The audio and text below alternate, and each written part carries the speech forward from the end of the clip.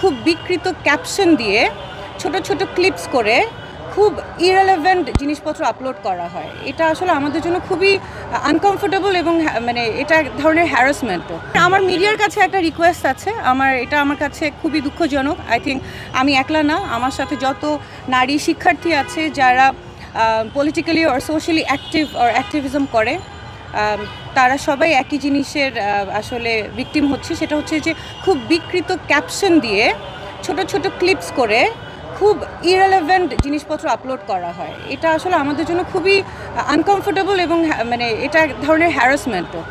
হয়তো এটা ক্লিকবেটগুলোতে অনেক ভিউজ আসে, অনেক এঙ্গেজমেন্ট হয়, কিন্তু আপনাদের ভাবতে হবে যে আপনাদের জার্নালিজমের জায়গা থেকে একটা রেসপন্সিবল জায়গা আপনারা আছেন। হ্যাঁ, আপনারা হয়তো এটা ক্লিকবেট হলে আপনাদের জন্য সুবিধা, কিন্তু দিন শেষে এটা করে কিন্তু আপনি আরেকজন মানুষকে অনেক আনকমফোর্টেবল ফিল করাচ্ছেন এবং একটা কি বলবো রেসপন্সিবল জায়গা থেকে এটা আসলে আপনার মানে জার্নালিস্ট ভাই এবং বোনদের থেকে এক্সপেক্টেড না।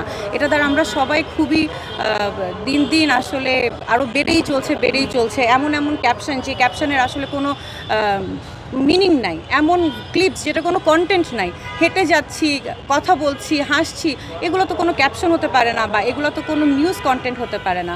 তো আপনারা যারা, আমি বলবো যে যারা জার্নালিজম কমিউনিটিতে আছেন, যারা রেসপন্সিবল, তারা প্লিজ এই জিনিসটা একটু চেক অ্যান্ড ব্যালেন্সের মধ্যে আনেন, কারণ আপনাদের উপরে আমাদের অনেক ভরসা। আপনারা সত্যটা সবার সামনে আনবেন। সেখানে যদি এরকম কন্টেন্টগুলো আসে যেগুলোর আসলে মেটেরিয়াল নাই, ক্রেডিবিলিটি নাই, it doesn't give a good message, উল্টা হ্যারাসমেন্ট হয়ে যায়, তাহলে তো আসলে দুঃখজনক। So this is my request. দেশে দেশে সবার সাথে দ্য নিউজ।